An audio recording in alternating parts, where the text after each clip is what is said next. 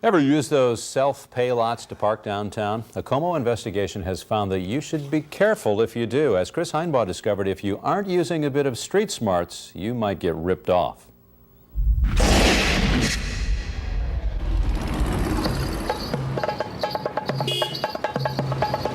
Street parking, one of the most frustrating things about downtown Seattle. We circle, we stalk. Some days we're lucky, some days we're not. Sometimes we'll just cough up the extra cash and pull into one of these, a pay lot. Nancy Wolf did recently on her way to a meeting. She just pulled in, paid the attendant. He showed her where to park. And so that's what I did. I parked in the front. It was that easy. But when she returned a few hours later, she found one of these, a threatening notice demanding $10 for parking. I went, yeah, I paid that. That's when she realized she'd been had.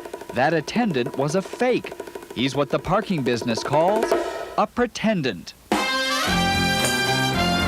Pretendants target unmanned lots where you're supposed to put your money in coin boxes. But scam artists posing as parking attendants take your money. Then when you've parked and gone, they disappear. You may not even realize you've been taken. Police say it works because it's so brazen. People really don't expect someone to be bold enough to come out and pretend to be an employee in broad daylight, in a very public area, and take their money that way. But this type of thing does happen. And this pretendant appears to be cleaning up. We watch over several days as he works this busy lot across from the Space Needle. He watches from just off the lot, pretending to be on the phone. Then when someone drives in, he appears, usually with a wad of cash in his hand. And tourists are an easy mark. This lady's from New York, her friend from Oregon. They pay the pretendant to park for several hours while they go to the Seattle Center. But while they're gone, the real parking lot attendant shows up and sees they haven't put any money in the coin slots. So he leaves a warning and a demand for cash, much to the lady's surprise. When I saw this, and I go, we were scammed. And the lady from the Big Apple fell for it. Now you're from New York. New York, yeah, and I'm so embarrassed about it. You should know better. Exactly. In most cases, the parking lot owners are the big victims coming up short, but with the high rates many charge, they may get little sympathy. But this scam could cost you too. After all, many lots will tow your cars if they think you haven't paid. And pretendants may get more from you than they should. When I pull in wearing a hidden camera, the pretendant wants $15 for the day. It was supposed to be $10. And these ladies actually pay twice, once at the coin box, then again a few moments later when he says they're supposed to pay him. And sometimes it's more sinister. I just wasn't sure if he could get in the country. Boxing promoter Bob Jarvis discovered that while a guest on Northwest Afternoon.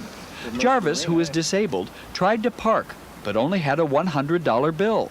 Jarvis told a Northwest Afternoon staffer that the pretendant offered to get him change. So he gave him the money, and the guy just took off. The next day, the pretendant is back, but so is Jarvis. He pulls in to park, but the pretendant doesn't recognize him and moves in to get the money. That's when Jarvis tries to grab him, just missing. The pretendant disappears. You'd think this time for good. But a few hours later, he's back at work.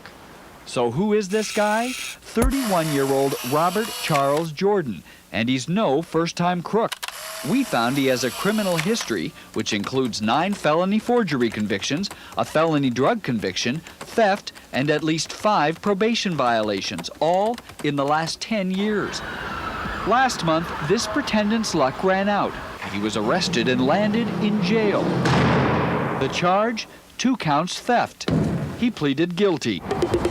He served several days in jail where we tried to contact him. Jordan did not respond.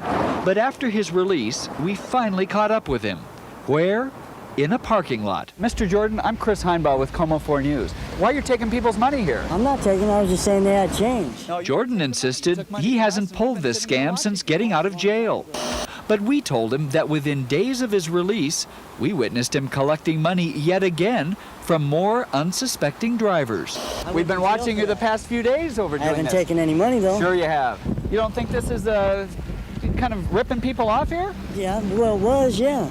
But I haven't taken it since I went to jail. You've still been doing it. No, I haven't. There was a man over here who was handicapped, and you took $100 from him and ran. That's what I went to jail for. That's the one I went to jail for. You gonna pay that man back? Eventually, my restitution. Jordan then hit the road, still insisting he's put the parking scam behind him.